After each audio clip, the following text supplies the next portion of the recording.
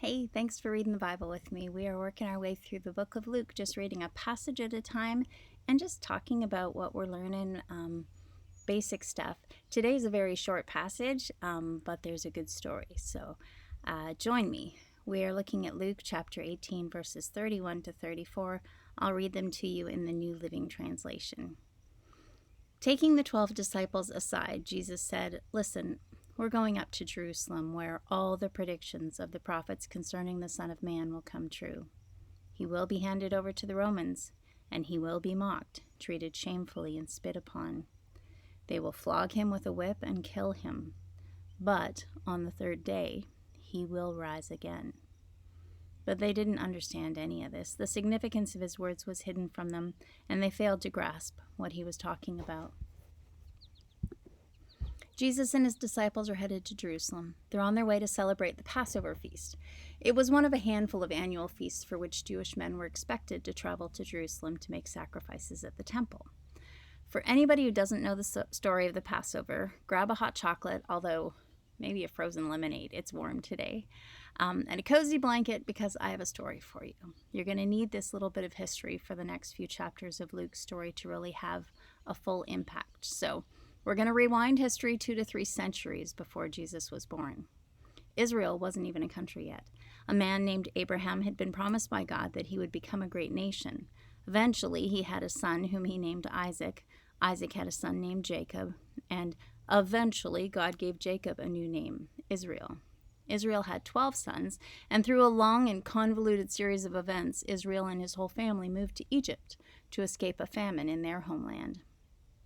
At some point, you've got to read Genesis and Exodus. Rushing through this is actually soul-crushing. This is such a great story. Sadly, the details will have to wait for another Bible study. For now, you need to know that the future nation of Israel was living in Egypt, far from the land in which they had settled. At first, they were welcome and honored guests in Egypt, but over time, they prospered, and the family grew. There were so many of them, and they were so prosperous that they started to make their Egyptian neighbors worry. If Egypt went to war and the family of Israel decided to side with their enemies, they'd be toast. Over time, the Egyptian king enslaved the people of Israel. Their lives became increasingly bitter and arduous.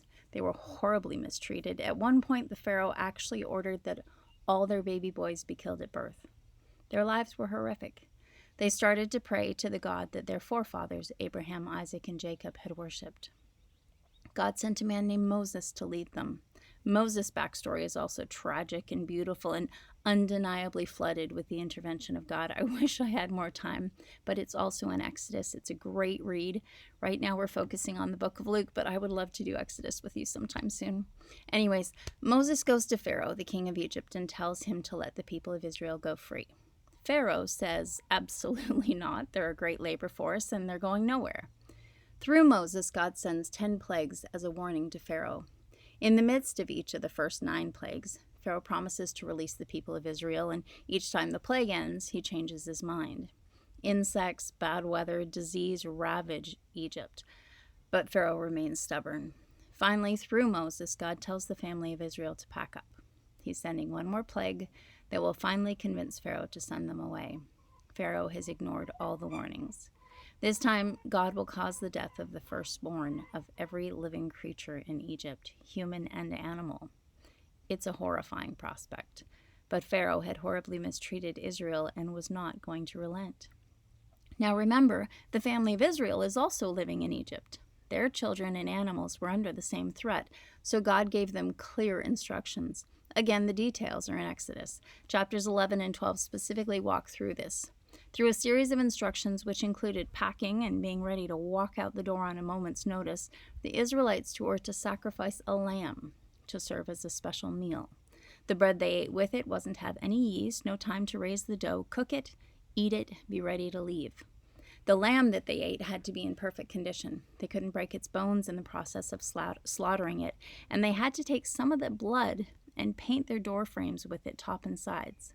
The purpose of the blood on the doorframe was to serve as a sign to the angel that God was sending to destroy the firstborn of Egypt that a death had already occurred in the house. The penalty had already been served. The family living in that house were covered by the blood of the Passover lamb. It's a gritty, visceral image. It wasn't meant to be pretty. The blood of the lamb was accepted in lieu of the blood of the firstborn of the household. That same night, Pharaoh, finally humbled by the loss of his firstborn, agreed to release the slaves he had so long tortured and crushed under his fist. That began a long and miraculous and frustrating journey that would eventually culminate in the people of Israel moving into the land God promised Abraham centuries earlier. So that's the context for the Passover feast, for which Jesus and his disciples began their journey towards Jerusalem. Following their miraculous rescue from slavery, God commanded the people of Israel to commemorate what had happened with an annual feast of exactly the same meal that they ate the night they left Egypt. The men of Israel were to gather in Jerusalem to celebrate the meal, and Jesus and his disciples were on their way to follow that command. So Jesus tells his disciples what's going to happen to him in Jerusalem. He really couldn't be more clear. We know that in hindsight they remembered what he said because they wrote it down for us, but in the moment they didn't grasp that Jesus wasn't just being metaphorical. Jesus had called himself the Son of Man. They were familiar with that reference by now. Jesus had referenced prophecies of what was going to happen to him. This is the third time Luke tells us about Jesus warning his disciples. Again, we're told the meaning was unclear to them because it was hidden. Just like the parables enable people to hear the truth but not grasp their meaning, Jesus told his disciples the truth but prevented them from understanding what was coming. I think maybe he was preserving them from the truth. We will find out in the coming chapters they were not strong enough to handle it.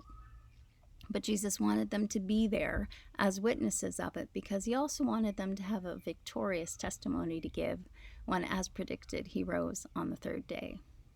There's a lot of prophecy in the Bible. Some of it came true, some of it is still in the future.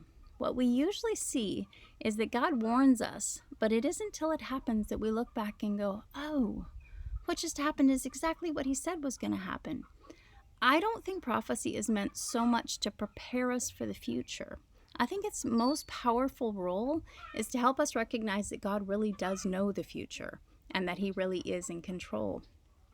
When we look through time and see him do what he said he would do over and over, we start to realize he is going to keep doing what he says. It gives us confidence when life feels completely out of control to look back and realize it looked out of control in the past too, but it never was. God has always been in control. After all these years, it seems safe to assume that that's not going to change now.